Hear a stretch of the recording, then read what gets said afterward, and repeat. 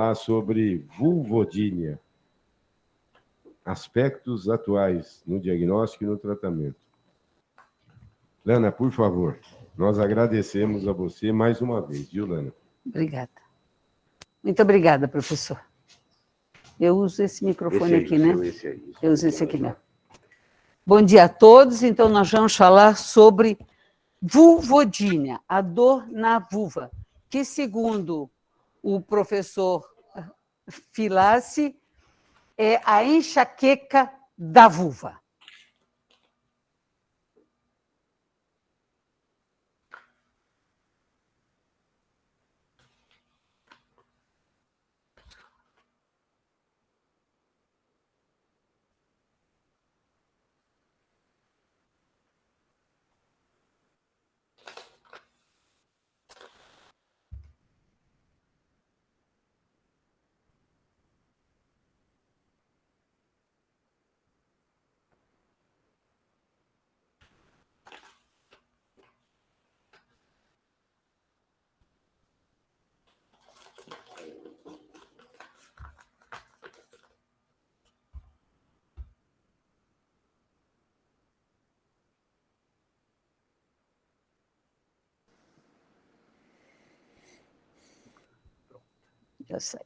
Eu saí e já voltei. Pode voltar. Não, então tá bom. Vamos falar sobre estas são as receitas que as pacientes com dor na vulva chegam ao ambulatório. Elas usam desde remédios corticoides, protopic imunomoduladores, pomadas, muito remédio para candidíase, inclusive vão na internet procurar no Google, como elas dizem, para ver por que essa dor. A dor na vulva pode ser por uma infecção urinária recorrente, cistite intersticial, vulvovaginite recorrente, líquen escleroso e líquen plano, vaginismo e dispareunia. Mas o que é vulvodínia? A vulvodínia, pela ISSVD de 2003, que continua sendo a mesma definição, é uma dor em queimação espontânea ou provocada. Quer dizer, se tocar, também pode doer. Há pelo menos 3 meses, sem causa claramente identificada, com potenciais fatores associados que nós veremos a seguir. É uma doença pobremente entendida e de etiologia desconhecida.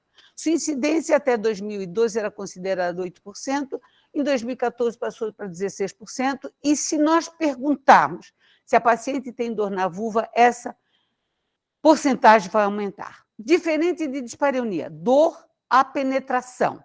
Diferente de prurido vulvar, coceira. E diferente de vaginismo, portanto, cada uma tem a sua definição. Essa terminologia vem desde 1880, quando Thomas falava que era uma dor excessiva na vulva, e Lynch e Moyal-Barracou, já em 2003, chamaram de vulvodínia. Várias sociedades, a Sociedade Internacional para o Estudo das Doenças da Vulva e outras sociedades, inclusive de infecções sexualmente transmitidas e outras, classificam a dor como uma dor específica por uma doença. Infecção pode dar dor, inflamação pode dar dor, câncer pode dar dor, neurológica, trauma, iatrogênica e deficiência hormonal. Mas isso não é vulvodínia. O que é vulvodínia? Dor há pelo menos 3 meses, sem causa claramente identificada, podendo ter potenciais fatores associados. Ela pode ser localizada, pode estar só no vestíbulo, vestibulodínia, no clitóris, clitoridínia. Pode ser generalizada ou pode ser mista. Provocada, tocou, não tocou, espontânea ou mista. Início, primário, nunca teve ou já teve e novamente recorre, secundária. Intermitente, persistente, constante, imediata e retardada. Essa é a classificação da Sociedade Internacional para o Estudo das Doenças da Vulva. Quais são as comorbidades? Síndrome da bexiga dolorosa, que é o terror, né? O paciente faz vários exames, tem a sensação de cistite, mas não tem nenhum exame positivo. Fibromialgia, síndrome do intestino irritável, síndrome da articulação temporomandibular. Fatores genéticos, polimorfismo genético, hormonais, inflamação e hiperinervação, músculo esquelético, psicossociais e defeito de estrutura. Além dos mecanismos neurológicos, que podem ser central, estas mulheres são mais sensíveis a vários estímulos. Por exemplo, se tocar no antebraço também dói e não tem nenhuma lesão. Ou periférica, porque é aumento da densidade dos nervos periféricos, que são os nociceptores. Assim, definida como desconforto vulvar, é uma dor em queimação, é o burning que está sempre escrito na literatura. Não é a dor de um trauma, é uma queimação que ocorre na ausência de achados clínicos relevantes ou desordens neurológicas há pelo menos 3 meses. Meninas e mulheres e grupos étnicos diferentes. Incidência 4,2 em 100 mil mulheres por ano.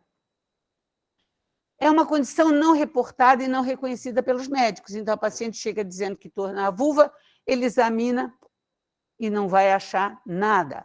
Então, fica como se a paciente tivesse um problema emocional. A etiologia é desconhecida.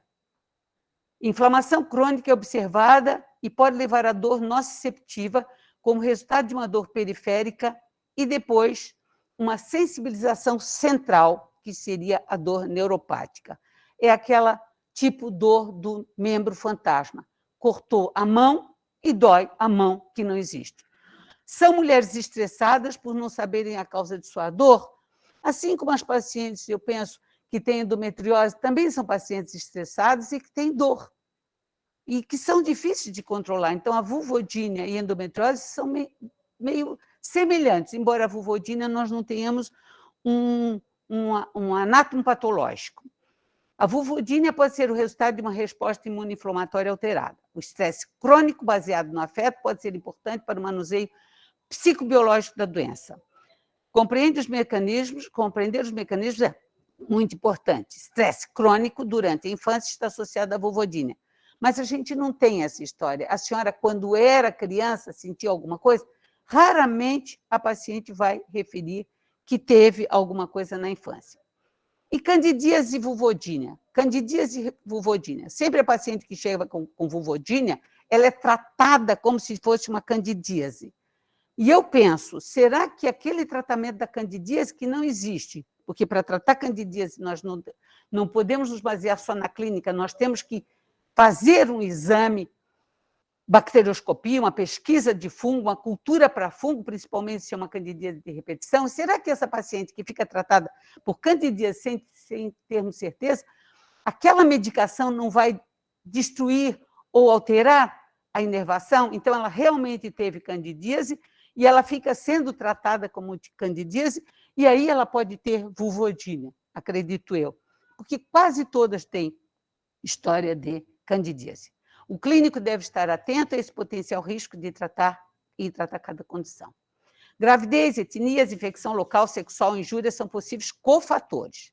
70%, então, portanto, foi aquilo que eu falei, fala de infecção fúngica. Eu tenho cândida e sou tratada de cândida há 11 anos. Embora os pacientes com vulvodínia tenham teste de alergia, a maioria positivo. Evidência sugere a presença de resposta local inflamatória. Isso aqui é aumento de interleucina 6 e prostaglandina G2. Prostaglandina E2. Embora multifatorial, entender a inflamação pode ajudar no tratamento. Penso em inflamação para ajudar no tratamento, principalmente em mulheres que mantêm a inflamação. Há uma ligação entre dor e inflamação. Isto é importante depois no tratamento. Se tiver avermelhado, nós vamos tratar. Mulheres com vulvodínia foram mais sensíveis à pressão e estímulo com o eletrodo que o controle. Isso em testes. O vestíbulo, o que é vestíbulo? É a área entre a linha de Hart e o introito. A linha de Hart, aqui, e o introito. Isso aqui é o vestíbulo. Apresenta alteração na ressonância magnética do cérebro quando é pressionada, sugerindo a sensibilidade central, tem papel na fisiopatologia da doença. Portanto, não é uma invenção da paciente. Tem-se observado mais ansiedade e depressão nessa população. Claro, a paciente tem dor e ninguém resolve, vai ficar mais ansiosa. Como é que nós vamos fazer o diagnóstico de vulvodínia? Como tudo em medicina, a história é o mais importante. Em impacto vulvar é muito mais importante. Em úlcera vulvar é muito mais importante. Então, em vulvodínia também. A anamnese é muito importante. O que a senhora sente? Há quanto tempo a senhora sente? É uma ardência? Arde para fazer xixi? Mas não é. Ardência para fazer xixi, urinar mais vezes, não é vulvodínia. Dor à relação não é vulvodínia.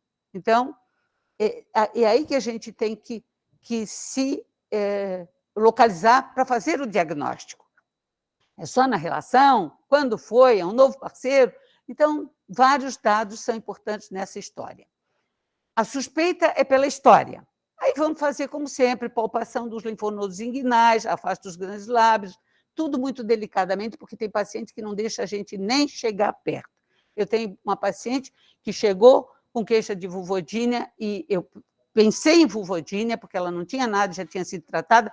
Ela voltou 1 ano depois para fazer o exame ginecológico. Não deixou fazer o exame ginecológico naquele momento da consulta.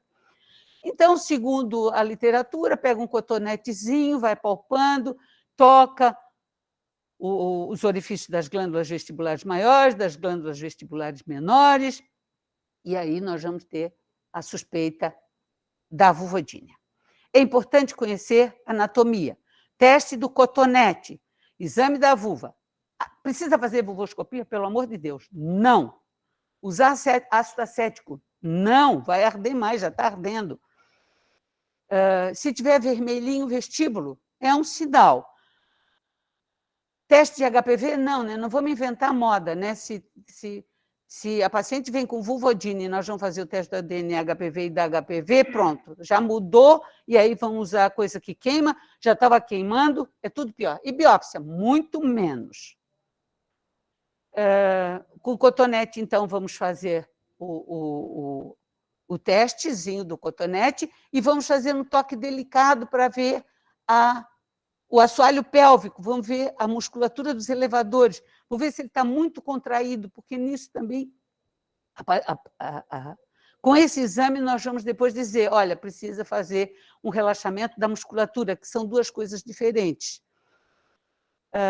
Pode-se colocar espéculo, que é muito difícil colocar na primeira vez, e a literatura diz, já vão colher exame de cândida, se ela tiver queixa de cândida. Mas, repetindo, o diagnóstico da vulvodínia é clínico e de exclusão de todas as causas tratáveis. A vulva é absolutamente normal. A vestibulodínia, que é só do vestíbulo, é a mais frequente das vulvodíneas, porque, como eu disse, pode ser clitoridínia, pode ser hemivulvodínia, vestibulodínia. Mais 3 sinais e sintomas: dor à penetração, queimação ou leve toque no vestíbulo e presença do eritema. Teste do cotonete. Fazer eletromiografia de superfície nós não fazemos. Isso é a literatura que faz e diz que a musculatura do assoalho pélvico tem papel na manutenção da vestibulodínia, 80% a 90% dos casos. Vulvodínia é uma condição prevalente com severas consequências para a mulher e seus parceiros. Mesmo aquelas que fizeram vestibulectomia, porque tem aqueles mais afoitos que vão lá e tiram o vestíbulo da paciente, não melhora. Muitos médicos, outros profissionais fazem a mulher perceber que sua situação é incorrigível. Ah, não, a senhora não vai ter mais jeito. Aí é pior, né? E o custo monetário é de $8.000 por paciente a cada 6 meses. A remissão dos sintomas da vulvodínia é comum. Isso é importante, é até importante dizer para a paciente. Ela pode não ser curada, mas ela vai ser tratada e ela vai melhorar. Pode ter recaída. Afirmar que é uma síndrome de dor vulvar. Então, a senhora tem uma dor, uma doença. É importante dizer para a paciente, ela tem uma doença e que se chama vulvodínia e que tem, inclusive, definição. Afirmar que não é IST, que não é câncer, que a causa não se sabe, que é um problema inflamatório crônico que será tratado empiricamente, que não existe fórmula mágica. Tratamento, vários profissionais, psicologia, clínica, sexual, fisioterapia, grupos de dor, etc. Vários tratamentos combinados. e explicação adequada, eu acho que é o mais importante. A gente não precisa ficar pedindo para todo mundo tratar essa paciente, nós podemos orientar. Pedir para uma paciente fazer exercício de Kegel deve estar dentro da cabeça do ginecologista. Contrai a musculatura do períneo, conte até 5, faça isso 10 vezes de manhã ou 10 vezes à tarde, faça onde quiser, no ônibus, onde estiver, na fila do banco, mas faça esse exercício, independente de ter vulvodínia, né? Eu sempre digo que com o tempo tudo cai, menos a gengiva que sobe, então é bom fazer o exercício de Kegel. Ginecologistas, psicólogos, fisioterapeutas e anestesiologistas podem avaliar esse caso. O tratamento requer paciência, né? Realmente, uma paciente com vulvodínia, uma paciente com enxaqueca, muita paciência. E tem que dizer, eu conheço essa doença, ela existe, né? Porque, não sei, já fica difícil. Então, precisamos reconhecer que existe, podemos dar até para a paciente essas informações. São desconhecidas a efetividade de tratamento e cirurgia.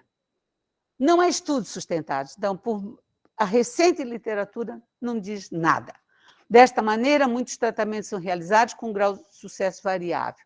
Eu estive agora no congresso de PTGI e colposcopia em Maceió, e não tem nenhuma novidade que também não tem muito interesse de estudo sobre isso, então não tem nenhuma novidade. De qualquer jeito, cuidados vulvares, higiene, as relações sexuais, massagens, cuidado com roupas. Quando a paciente vai urinar e ela tem disúria, perguntar se essa é uma disúria de início, logo que inicia o xixi, a micção já arde, ou é só no fim? No fim, já se deve pensar em infecção urinária. Se é no início, é alguma coisa que está passando, cristalzinhos que está passando, alguma úlcera, alguma lesão, alguma escoriação. Então, só pela história, a gente já pode se localizar com relação a uma infecção urinária ou uma lesão vulvar. Psicológicos, terapia física, terapia tópica, estimulação de nervos. Antidepressivos tricíclico. É aqui que a gente se baseia no tratamento. Antidepressivo tricíclico e gabapentina. O interessante é que muitas dessas pacientes já tomam antidepressivos. Então, nós damos gabapentina. Ou então, nós damos tópico. Estes são os melhores e mais comumente tratamentos usados pelo seu uso fácil e preferência das pacientes. Tratamento tópico que tem eficácia são amitriptilina tópica, gabapentina tópica, lidocaína, só que pode arder, baclofeno e hormônios tópicos. Tratamentos alternativos mais comumente usados incluem fisioterapia, psicoterapia e cirurgia. Relaxamento muscular. Relaxante muscular, desculpe. Dipirona pode ser usado. Infiltrar pontos gatilhos, nós não fazemos. Medicação oral, essa sim é o que nós fazemos e que dá os melhores resultados e as pacientes mais gostam. Claro, se eu olhar a vulva e tiver hiperemiada, eu posso usar um corticoide tópico. Então, posso usar, está inflamado, corticoide tópico. Se a paciente toma contraceptivo que contém etinil estradiol e hidrospirona, o que acontece? Resseca mais. Então, troca de não para, troca, porque senão ela engravida vai ser pior do que a vulvodínia. O tratamento proposto, então, é interromper o contraceptivo e trocá-lo, mas pode ser usado no local, etinil estradiol 0,03%, com gabapentina, num creme, com testosterona 2%. Embora a testosterona, muitos autores digam que ela também seja responsável pela vulvodínia. Diminuir o número de sinais de dor da vulva para o cérebro. Mais básico, hidroxizine. Hidroxizine é antialérgico? Não, mas ele também cede um pouquinho. Então, ele melhora essa dor na vulva. E, claro, que nós usamos direto é a amitriptilina. E já usamos na dose de 25 miligramas ao deitar. E podemos aumentar até 50? Normalmente não. Nós começamos com 25 e mantemos os 25. Antidepressivo oral e vaginal. Anticonvulsivante. Então, vamos lá. Amitriptilina, via oral. Venlafaxina, nós não usamos, mas está na literatura. Escitalopram, paroxetina e citalopram como antidepressivos. Anticonvulsivantes, gabapentina, nós usamos também. Eu tenho um pouco de receio do uso dos outros anticonvulsivantes. Já vi pacientes com alergias incríveis com lamotrigina. Então, fico na gabapentina, no máximo gabapentina. Então, o antidepressivo tricíclico melhora a dor neuropática e a depressão associada à vulvodínia. A gente não vai dizer que ela está deprimida, mas a gente já está dando um remédio que vai funcionar também para a sua depressão, sim, porque dor o tempo todo deixa qualquer um deprimido. Outros relaxantes musculares, como o Miozan, que é a ciclobenzaprina, não relaxam o assoalho pélvico, mas pode sedar, então melhora pela sedação. Gabapentina, sim, nós usamos 300 miligramas ao dia. Gabapentina, bom, aqui nós fazemos as fórmulas. A paciente, apesar de não querer tomar, normalmente ela não quer tomar ou já toma alguma coisa, nós passamos na forma de pomada ou creme, e isso ela aceita bem. Gabapentina tópica, a 2%, 4%, 6%. A literatura 18 semanas. Não, até ficar bem e depois desmama. Diltiazem, nós não usamos. Nós usamos quando o diltiazem, que é um anti-anginoso? Para fissura. Fissura, na vulva nós usamos o diltiazem, que apesar de um anti-anginoso, ele evita a contratilidade e a 2%, mandamos manipular e há uma melhora das fissuras que não são por cândida ou por HPV. Lisado de fibroblastos nós não usamos. Terapia tópica é melhor indicada. A amitriptilina é usada largamente por via oral. Pode ser associada ao baclofeno, podendo afetar a atividade sexual, lubrificação e incomodar o intercurso. Aí a gente tem que ver o que está pior para ela. Enoxaprina, que é o Clexane, nós também não temos experiência, pode ser usado na vulvodínia, injetável. E toxina botulínica, nós já usamos sim. Ele tem como efeito uma ação na junção neuromuscular, sinapses neurais, simpáticas e parasimpáticas. Então, é injetado na região da inervação bilateral e há uma melhora, sim. Não sei se é como efeito até de acupuntura ou se funciona mesmo a toxina, mas há uma melhora. Efeito anticolinérgico que reduz a frequência de contrações dos músculos, melhorando a vulvodínia. Literatura. Triancinolona também já fizemos aplicações com uma melhora. Tem sido estudado pelos efeitos anti-inflamatórios. Aqui as pomadas, lidocaína gel 2% ou 5%. Amitriptilina tópica. Essa associação, baclofeno a 2%, anti-inflamatório, com amitriptilina 2% creme, é recomendada para a vulvodínia. Estriol, estradiol, testosterona, não tem nada a ver com a vulvodínia. Melhorar a contratilidade do músculo, pode ser usado, corticoides, e atualmente, no congresso que fizemos, a marihuana, né, cannabis, é usado como analgésico para dor crônica, então como anti-inflamatório. O canabidiol, tópico ou comprimido de 20 miligramas, só que tem que ter um receituário especial para esse tipo de medicamento. É o mesmo da dolantina, né? Não é receituário azul, é receituário amarelo, altamente controlado. Polimorfismo genético, não. O que a gente pode fazer? Usar, talvez, um anti-inflamatório, celecoxib 100 miligramas. E o tratamento, então, acupuntura, terapia e várias medicações. Vários. Tudo que tem vários medicamentos não tem solução. Perineoplastia e vestibulectomia, eu penso que é pior. É pior. Eu acho que a paciente vai acabar ficando com mais dor, além de ficar com uma vulva deformada.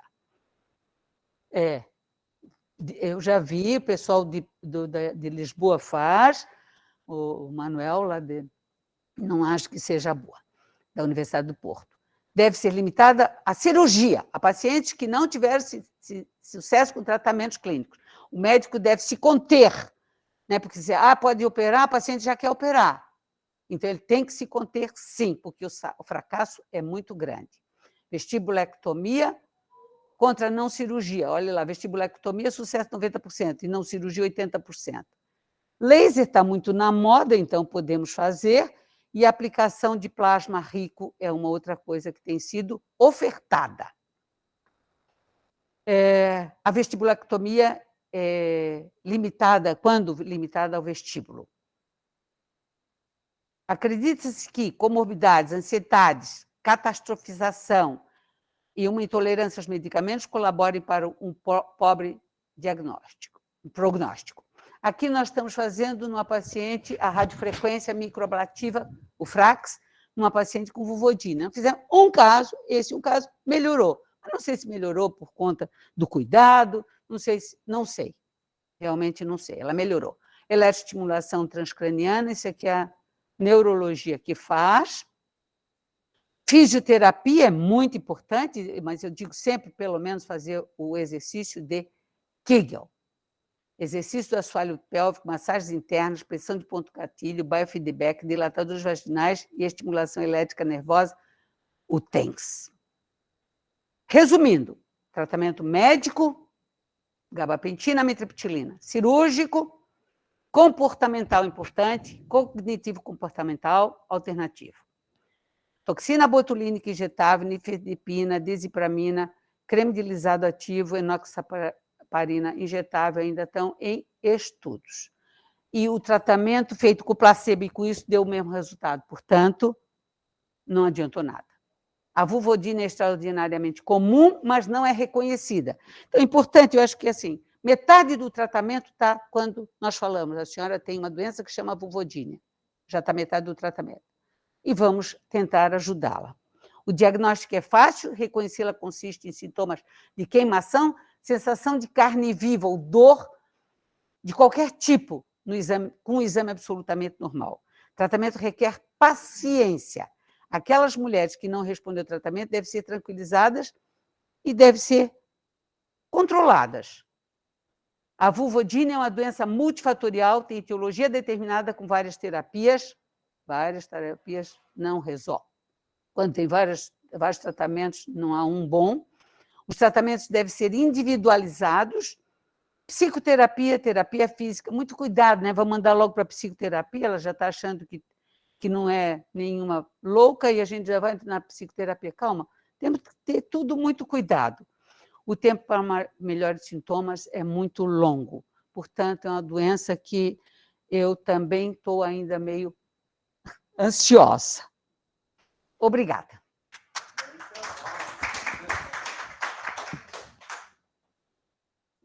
Parabéns, Lana. Pode acender a luz?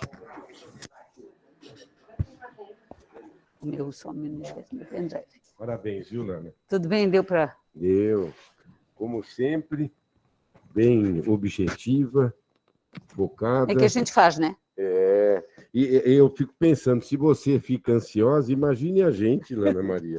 Mas como dizia o professor Laudelino, fala quem faz. Fala quem faz, é isso mesmo. E reclama também. Tem razão. Antes de abrir a palavra, eu quero cumprimentar mais uma vez a Lana pela apresentação dela, mostrando, enfatizando bastante os aspectos da anamnese, a parte clínica e Sim. os cuidados que a gente tem com os diferentes tipos de tratamento, né? E a cirurgia, que na grande maioria das vezes não deve ser recomendada também. Nós temos aqui, que pediu a palavra, o Carlos Ruiz. Por falar nisso, então, eu quero falar que recentemente tomou posse o rei Charles III. Nós temos muito famoso, o rei RAY Charles. E aqui nós temos na ginecologia, então, o nosso rei Charles Ruiz, que pediu a palavra. Por favor, Carlos. Bom dia, bom dia. É isso aí, Deixa eu professor. passar para lá que fica Não, melhor. pode falar aqui. Passa aqui. Lana, primeiro, parabéns pela apresentação, excelente. Tenho muitas saudades das segundas-feiras à tarde, quando a gente sempre trocava essas informações, né? E assim, como é gostoso escutar você falar com toda essa propriedade que é dado pelo seu conhecimento, né? Então, muito legal, parabéns. A minha pergunta, ela é muito simples, né? Na questão do Covid, a gente viu que o Covid afeta uma série de regiões do corpo, parte neurológica, cardíaca, e a gente viu também nesse período algumas pacientes que chegavam com queixas, né, de dor, inclusive em nível vulvar. Eu queria saber de você, você tem alguma experiência nesse sentido, nesse processo de Covid, alguma coisa que diga a respeito a como tratar, se de fato foi um fator importante, Lana? Obrigado de novo, querida. Oi, obrigada, Ruiz. É o seguinte, paciente com Covid, nós vimos muitas úlceras genitais. Úlcera, Covid. Se tem Covid e tem úlcera, não vou inventar moda. É úlcera, Covid. Se tem Covid e tem dor na vulva, a causa é o Covid. Trata o Covid. Não é? Eu vou tratar outra coisa? Não, trato o Covid. Posso dar até uma amitriptilina tópica, mas eu tenho que tratar Covid. Qual é o tratamento da Covid? Corticoide, né? Então, prednisona. Sim, o tratamento é prednisona. Para úlcera, para dor, para tudo que for da Covid, é prednisona, via oral. Então, nós não tivemos nenhuma... Tivemos úlcera, sim. Vulvodínia, ainda não. Obrigado, querida. Obrigado. Perguntas? Gustavo Maciel. Oi, Lana, parabéns. Opa, eu acho que eu estou meio torto aqui. Não, agora sim. Totalmente. Oi, Lana, tudo bem? Parabéns. Sempre a gente aprende muito com você. Ô, Lana, eu queria te perguntar um pouquinho a respeito do pessoal da dor. Ultimamente essa área de manejo de dor, tem muito anestesista fazendo dor, né? Queria saber se esse pessoal pesquisa alguma coisa nessa área, porque tem muitas coisas com relação à questão de tanto de dor crônica quanto também com dor aguda, com infiltração de algumas substâncias, que vão desde analgésicos até anestésicos, né?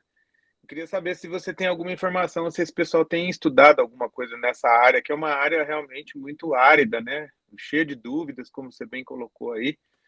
Queria saber se tem alguma conexão com o pessoal do grupo de dor, aí, dos grupos de dor. Não. Posso dar minha opinião?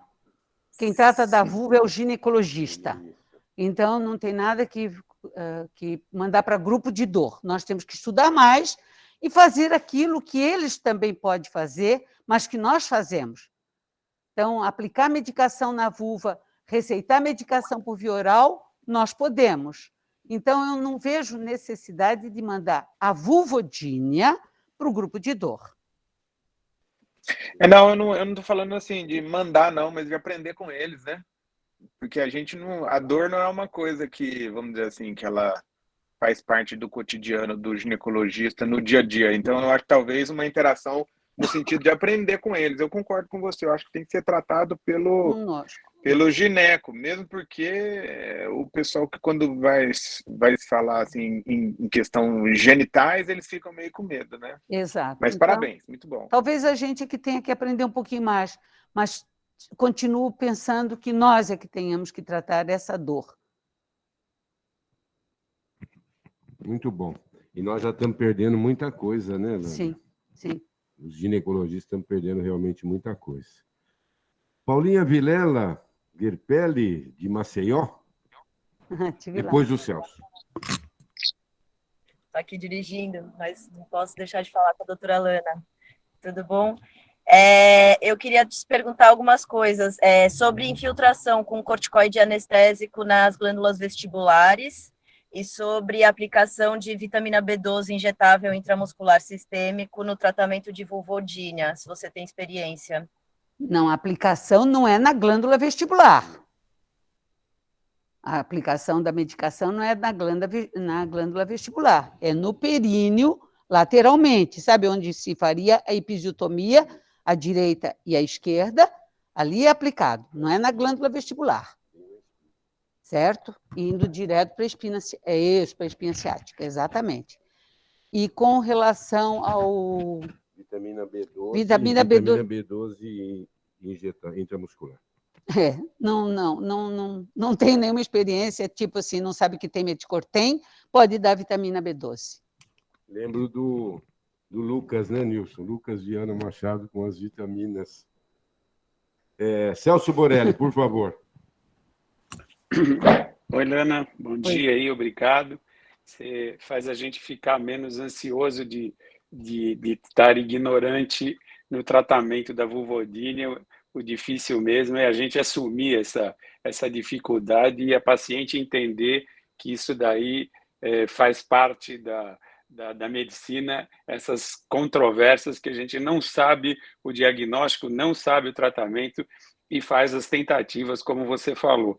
Eu queria te agradecer e parabenizar, e eu queria fazer duas colocações. Uma de uma experiência pessoal que não está dentro do rol do tratamento que você fez, mas foi uma experiência que para aquela paciente, não sei se cura vulvodínia, né? Mas melhorou, você diz que ela vai e volta, né? Mas foi uma mistura do hipoglós com lidocaína. Como o hipoglós é aquele creme que fica mais tempo, né? Ele é mais oleoso, junto com a lidocaína, que aí o hipoglós tirava o ardor da lidocaína. E essa paciente, ela fazia essa mistura num potinho e ela ia usando, e assim, teve uma melhora, que eu não sei se isso daí é só para contribuir aí com aquele monte de creme que você colocou, eu fiz essa tentativa e teve uma melhora. Agora, o que eu queria que você me falasse, que eu fiquei curioso, e você sabe que essa é a minha praia, é a radiofrequência microablativa. Eu não sei, se eu tivesse que fazer uma suposição, eu faria uma radiofrequência não ablativa, de medo da microablação, de deixar essa paciente mais sensível. Então, me fala um pouquinho, é um único caso, me fala um pouquinho quanto tempo depois você teve resultado. Eu vi que você aplicou em todo o introito, obviamente que para aplicar você usou a xilocaína spray, imagino, né? Senão seria impossível, mas assim, me conta aí a reação dela à xilocaína spray e a microablação, como foi a evolução pós-imediata, 2 semanas, não sei. Não, nesse caso nós usamos a lidocaína gel mesmo, deixamos como um tampãozinho. E isso também pode ser usado durante a noite, né? Como tu falasse lá que a paciente pode usar a lidocaína na forma de gel, isso é preconizado até pela literatura, dorme com uma bolinha de algodão embebida em lidocaína, para melhora de dor. Então, ela tem uma melhora de dor, porque anestesia a terminação nervosa. Nesse caso, nós fizemos uma tentativa para ver, paciente que já tinha feito de tudo, não melhorava com nada, nós fizemos sem nenhuma base de literatura. A paciente aceitou e nós fizemos e ela se sentiu melhor. Eu não sei também o quanto que a vulvodínia tem no emocional e o quanto que isso também funciona do ponto de vista emocional, o tratamento. Então, ela acredita. E o tratamento, no dia do tratamento, como é que foi a reação? Foi tudo bem. Foi um único caso, então eu só mostrei para ver, porque fica bonito a apresentação da radiofrequência. Agora, a radiofrequência não ablativa nós não fizemos, foi só esse caso mesmo. Podíamos até fazer outros. Não, eu pensei na não ablativa para não ter agressão da lesar, microablação. Não lesar. Dá o calor, né? Dá o calor, que perfeito. seria anti-inflamatório também. Né? Poderíamos tentar, sim, com certeza. É que agora que a gente está fazendo mais energia. Exato. Muito bom. Nilo Obrigado Bosini. aí, um abraço. Obrigada. Nilo Bosini, por favor.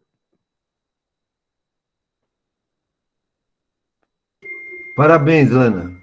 mas eu queria que você tirasse 2 dúvidas. As pacientes que são mais pesadas, elas têm maior sintomatologia da vulvodínia?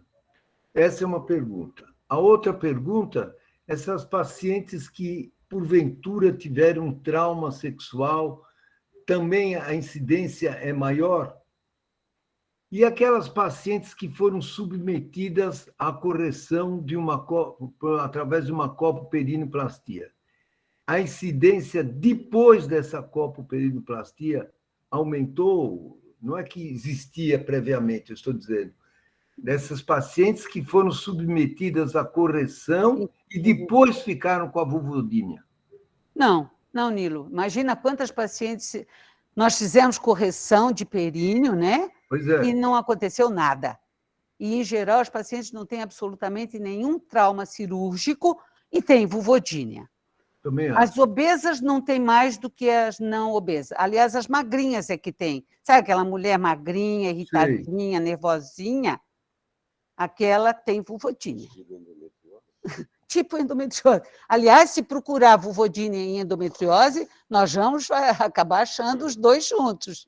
É só ficar perguntando, dói a vulva na endometriose?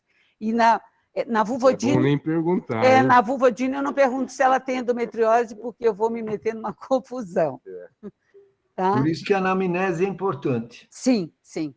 Mas também a gente não pode incutir na cabeça de uma paciente que tem vulvodínia ou que tem endometriose, que ela possa ter isso ou ter aquilo. Pelo amor de Deus, já está difícil corrigir uma. Sim. Obrigado, Lana. Obrigada. Antônio Jorge O Salomão.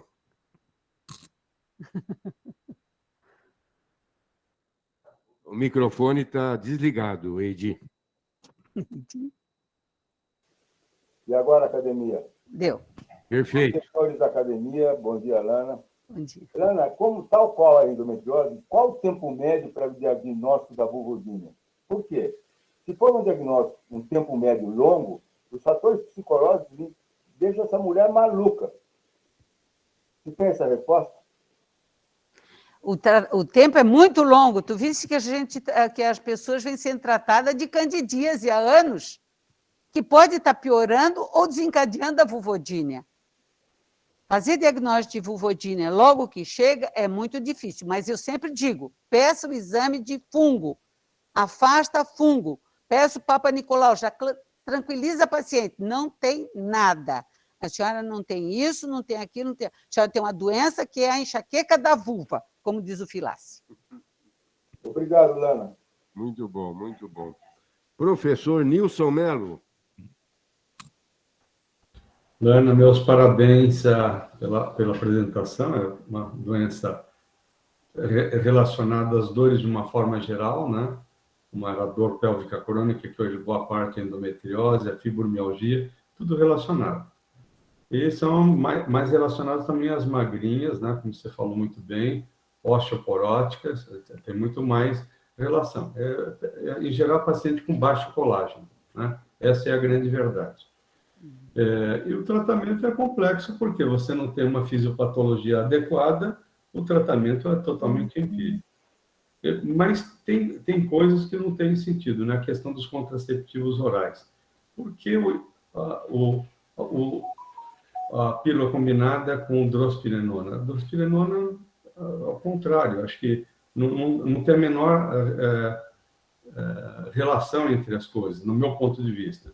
E também, quando a literatura coloca o etinil estradiol, também é outra coisa sem o menor sentido. Se tiver que fazer alguma coisa, é um produto que o próprio organismo da mulher produz, que é o estradiol, né? Então, isso mostra o quanto a literatura fica perdida em relação. E se você, Lana, que é uma grande atuante nessa área, né, tem a dificuldade, como diz o Baracá, imagine a gente do lado de cá. E a paciente complicada, né? Às vezes aquela paciente que vem com uma sacola de vários exames pedidos, com os tratamentos mais empíricos, e toca vir para você, né? Então, é complicado, mas queria parabenizar você por essa abrangência de colocar aí das dificuldades, né? E mostra também que a literatura, apesar de tudo, estuda pouco, embora cada vez mais, com a maior longevidade das mulheres, né? lembrar que no Brasil a longevidade da mulher é a meia-vida, a expectativa de vida é de 80,4 anos, e a cada 10 anos aumenta 3 anos. Então, cada vez mais nós vamos ver vulvodínia e cada vez mais precisa se estudar. Eu acho que se estuda muito pouco, né? E eu, assim, acho que a gabapentina, que é o tratamento ideal para dor neuropática, ela entra muito, né, nessa questão, né? Então, e gostei muito da sua colocação, às vezes, do sistema de tratamento, inclusive tópico, né? Eu, particularmente, dava via oral e a gente tem que tomar um pouco cuidado com via oral, que tem umas pacientes que respondem muito mal, com sonolência bastante importante, né? Muito obrigada, Nilson. Muito obrigada, eu acho que é isso mesmo. É difícil. Como eu digo, a paciente que tem vulvodínia, a senhora já viu falar em enxaqueca, a senhora já viu falar em dor, né? Fibromialgia, todas conhecem. Então, a gente tem que falar assim para dizer, o neurologista não resolve a fibromialgia, o outro não resolve a enxaqueca, e nós vamos tentar melhorar a sua vulvodínia. Mas a senhora tem a doença. Isso que é importante. E vulvodínia, nenhum outro clínico quer pegar da gente, né? Ao contrário das outras especialidades, que todo mundo quer morder a gente, né? Sim. Nilson, a melhor coisa é encaminhar para a Lana. Vulvodínia, viu? Eu não tenho dúvida. Eu vou tomar a liberdade hoje e pedir que encerre a reunião professor Laudelino de Oliveira Ramos. Por favor, professor Laudelino, abra seu microfone, por favor. Muito bom dia para todos. Muito obrigado, professor.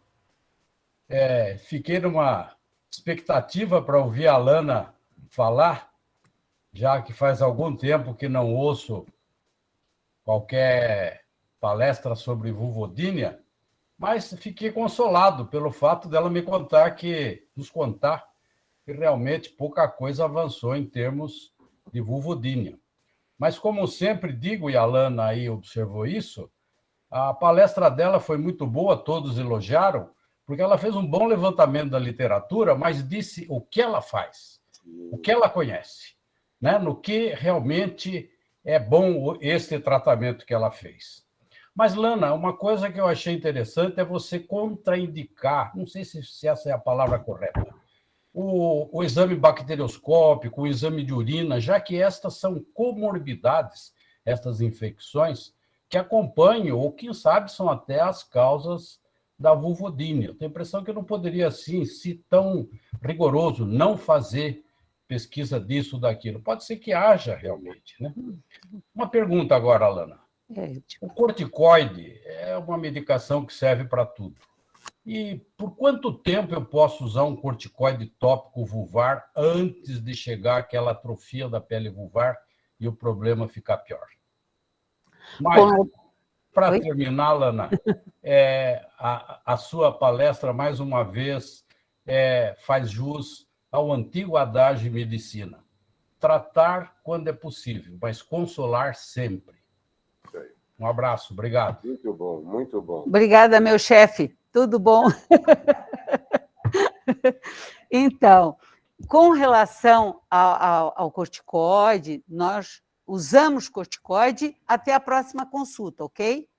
Essa é a conduta de corticoide, porque se nós formos passar o corredor e for do outro lado da rua, aqui na dermatologia e na moléstia infecto-contagiosa, eles usam corticoide em altas doses a vida toda. Então, nós cuidamos sempre a paciente, eu sempre digo uma ervilhinha, e até digo para ela, a senhora sabe que corticoide engorda? Então, a senhora vai usar pouquinho, é aquilo que ela usa exatamente o que eu peço. Então, detalhes, o controle é muito grande e nós não temos atrofia. Aliás, a literatura não mostra. Eles dizem que tem atrofia na vulva. Não tem, pelo uso de corticoide. Nós não observamos. Certo? Mesmo nas pacientes que têm atrofia, líquen escleroso. Que foi a sua tese já de doutorado, tem atrofia, né, não é? Foi a sua tese de doutorado, então, né? Tem atrofia. Não fica mais atrófico, não aparecem as telangiectasias, não aparece nada disso. Usado na doença. Claro que se passar para a coxa, vai ter. né? A outra pergunta? Do exame bacterioscópico. Ah, exame não, de... mas eu faço os exames. Afastou tudo, não tem nada. Não tem, não é que eu não faço. Não tem, não tem, não tem, não tem, não tem. Vulvodínia. Isso mesmo. Certo? Mas faz, sim. Ótimo. Obrigado. Obrigada. Muito bom, então. Então, Lana, mais uma vez nós agradecemos. Obrigada. Sempre muito bom, realmente. E desejar um bom dia e vamos em frente. Que a vulvodínia está atrás. E outras coisas também, e outras coisas. Hey, Charles, um bom dia. Hey, Charles. Tchau, tchau, gente. Bom dia. Curso de energia. Ah, olha, Aí, ó. gostaria de Convidar a todos para participar do curso de energias no dia 21, teórico, 23 e 24, o prático. Pelo menos no teórico, no dia 21. À noite. Na quarta-feira à noite. E também, essa semana, nós teremos o curso, a jornada, 10ª Jornada Internacional de Uroginecologia, no Hotel Pullman, Vila Olímpia. Tá bom? Um abraço. Obrigada. Ótimo. Muito bom. Meu pendrive. Minha experiência, eu não vou dizer qual é. Agora, meu pendrive.